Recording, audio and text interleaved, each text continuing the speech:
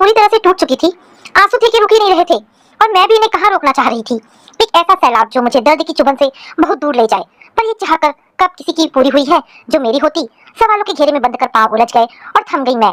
पर सवालों का उत्तर इतना पीड़ादायक होगा यह अकल्पनीय था। मीना जी, यह निर्णय आसान नहीं है। किसी और की बच्ची को स्वीकारना सहज नहीं है। ऐसा ना हो कि माँ का साया देने की चाह में पिता की उंगली भी छूट जाए। मैं बहुत डरता हूँ, आप फिर सोच लीजिए। पर मैं कहीं भी सशंकित नहीं थी।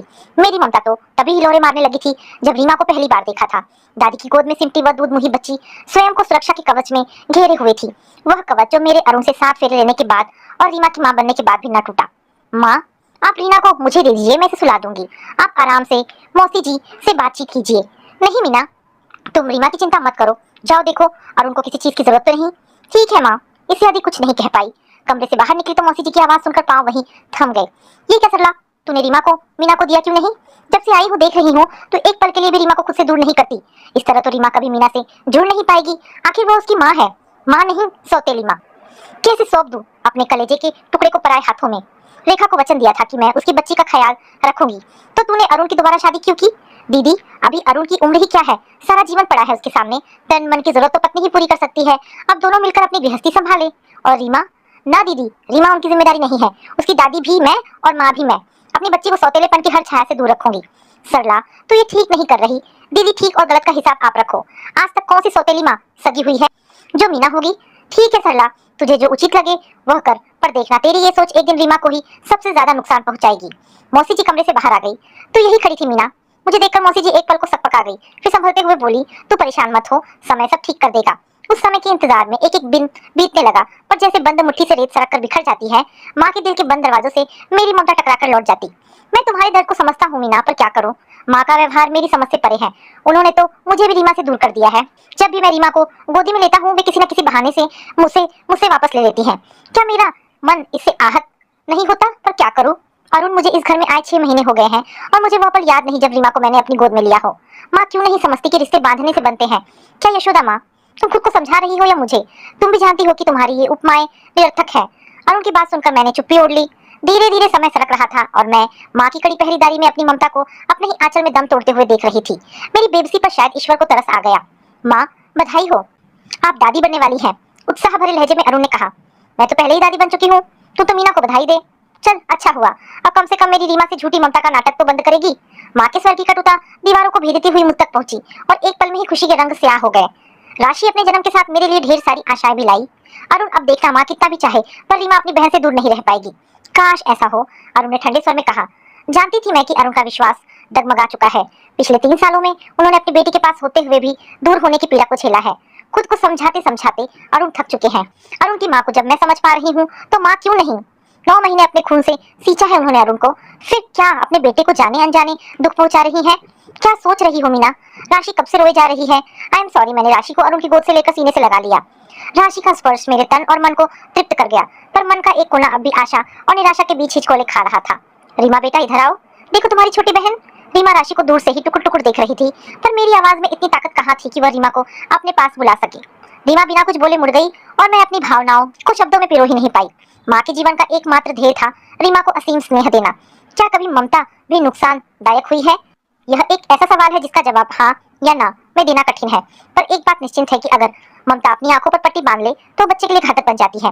रीमा की हर चाह उसके बोलने से पहले पूरी कर देना माँ की पहली प्राथमिकता थी। मौसम के ना जाने कितने रंग आते जाते रहे, पर माँ ने घर में एक ऐसी रेखा खींच दी थी कि पतझड़ जाने का नाम ही नहीं ले रहा था और बसंत को लाने की भरसक कोशिश करती रही, इस सच को भूलकर कि इंसान के लाख चाहने पर भी ऋतुएं प्रकृति की इच्छा से ही बदलती हैं। समय सरकता जा रहा था। अब राशि स्कूल जाने लायक हो गई थी। अरुण राशि का एडमिशन उसी स्कूल में करवाने गए जहाँ रीमा जाती है। क्या पता दोनों बहनें वहाँ एक दूसरे के करीब आ जाए। तुम्हें लगता है ऐसा होगा? पर मुझे नहीं लगता कि यह संभव है। माँ ने रीमा को किसी और रिश्ते को पहचानने ही कहा दिया है। अरुण की कही गई इसी सच्चाई को मैं झुठला भी नहीं सकती थी। मेरे भीतर एक गहरी खींच थी कि अगर मैं अरुण के जीवन में नहीं आती तो रीमा अपने पिता से यूं दूर ना होती।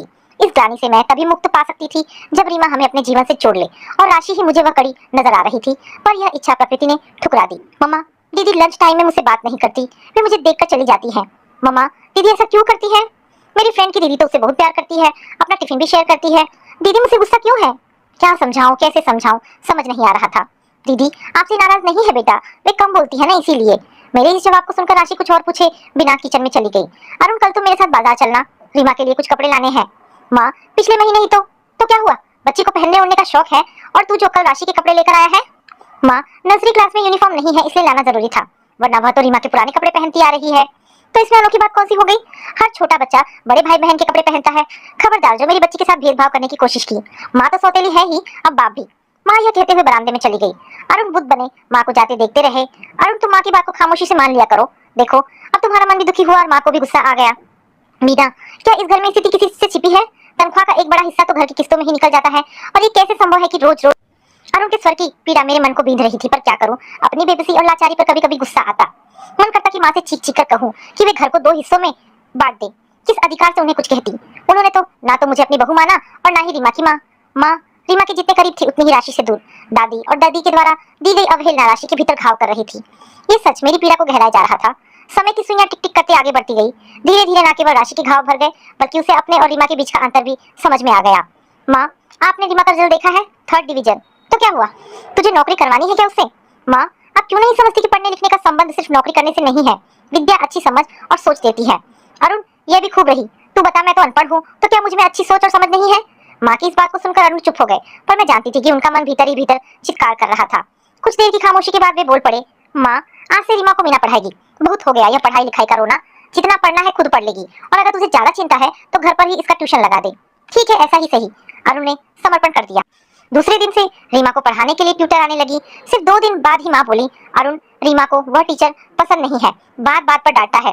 ठीक है मैं बात करूंगा उससे। बात करने की कहाँ जरूरत है, निकाल दे उसे और कोई दूसरा रख दे। ठीक है। अरुण ने बात खत्म करने की मनसा से तुरंत माँ की बात पर अपनी सहमति जताई। मीना क्या टीचर? नहीं अरुण ये सच नहीं है। रीमा पढ़ाई में कम और इधर उधर ज्यादा ध्यान देती है। टीचर ने 2-3 बार प्यार से समझाया पर जब रीमा नहीं मानी तो थोड़ा जोर से। मैं कहते कहते रुक गई कि कहीं मैं कुछ गलत तो नहीं कर रही। मैं समझ रहा हूँ पर क्या किया जाए। रीमा को माँ के लाड़ प्यार ने इतना बिगाड़ दिया है कि उसे किसी की ऊंची आवाज सुनना तो दूर, बड़ों की सीख सुनना भी गवारा नहीं। मैं क्या करूँ? कैसे समझाऊं माँ को कि बच्चे की भलाई के लिए प्यार और दुलार के साथ साथ कठोरता की भी जरूरत होती है। मीना मैं कैसे भूलूं कि ये वही माँ है जो बचपन में मेरे पढ़ाई ना करने पर पिटाई कर देती थी और आज अरुण की हताशा से मेरा मन मुरझा गया। माँ के जोर देने पर टीचर बदल दिया गया और फिर किस दुनिया के बाद रीमा को वही शिकायत। अरुण थकने लगे थे और मेरा अपराध बोध बढ़ता जा रहा था। बहुत ही खींचतान करके रीमा ने 12वीं पास की। माँ रीमा अगर पढ़ना नहीं चाहती तो कुछ सीख ले, ऐसा काम जिसमें उसकी रुचि हो और थोड़ा बहुत घर का काम। चुप कर मीना, तुझे शर्म नहीं आती जो बच्ची से घर का काम करवाना चाहती है? तेरे सौतेलेपन की दाह आखिर डंक मारने लगी मेरी रीमा को। कान खोलकर सुन ले, ये घर मेरा है। अगर दोबारा ऐसी बात की तो तुम सबका बोरिया बिस्तर बांध दूंगी। बेचारी बच्ची पढ़ती कैसे? घर में पढ़ने लिखने का माहौल तो हो। ऐसा लग रहा था कि मेरे गाल पर माँ लगातार थप्पड़ मारे जा रही हैं, पर यह चोट तो शारीरिक चोट से कहीं अधिक गहरी थी। राशि जो दरवाजे पर खड़ी थी ये सारी बातें सुनकर सहम गई। मम्मा क्या दादी हमें घर से निकाल देंगी? नहीं बेटा, वे तो ऐसे ही। मेरे शब्द गले में अटक गए। एकाधिकार एकाधिपत्य रीमा के जीवन का हिस्सा बन चुके थे।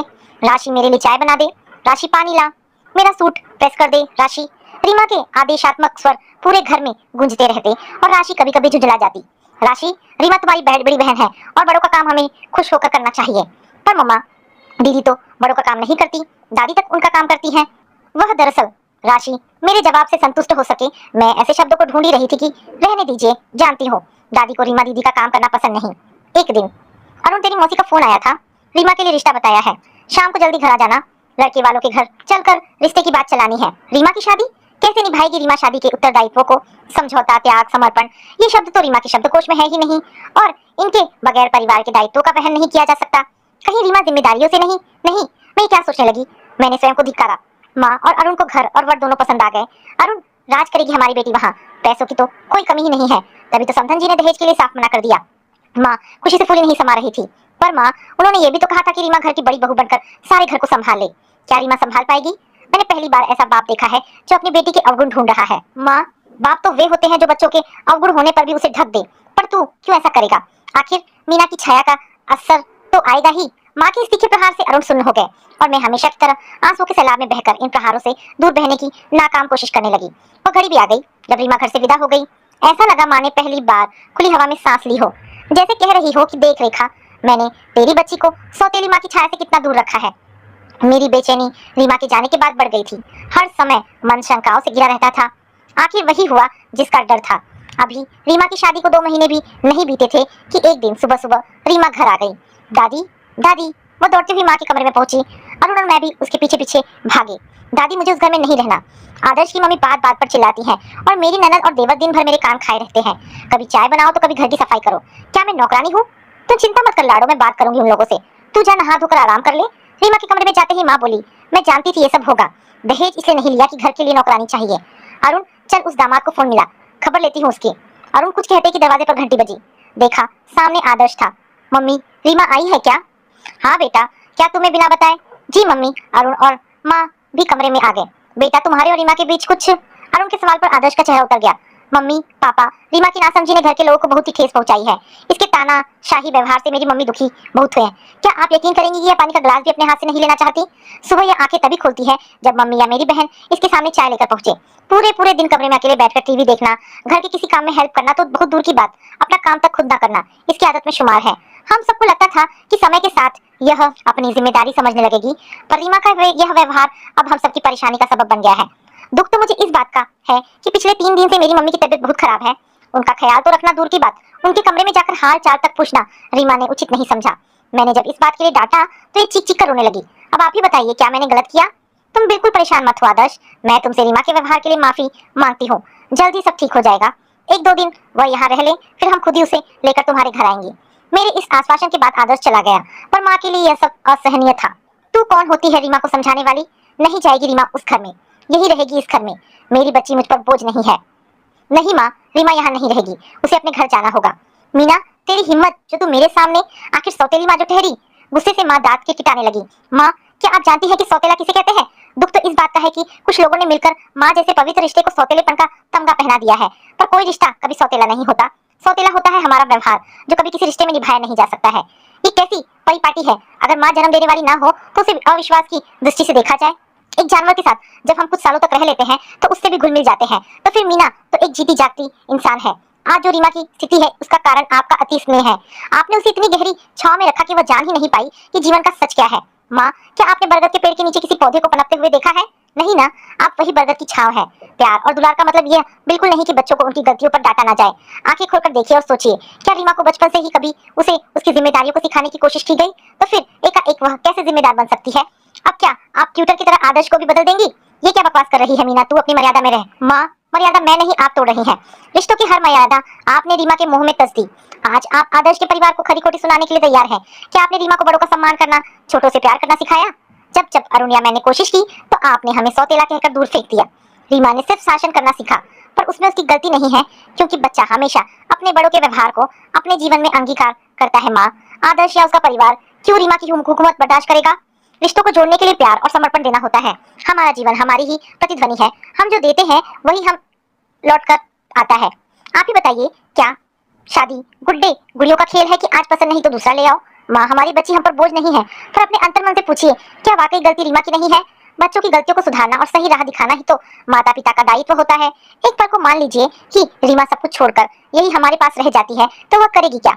जब हम इस दुनिया में नहीं रहेंगे तो वह कैसे अपना जीवन बिताएगी? माँ, आपने तो उसे आत्मनिर्भर भी बनने नहीं दिया।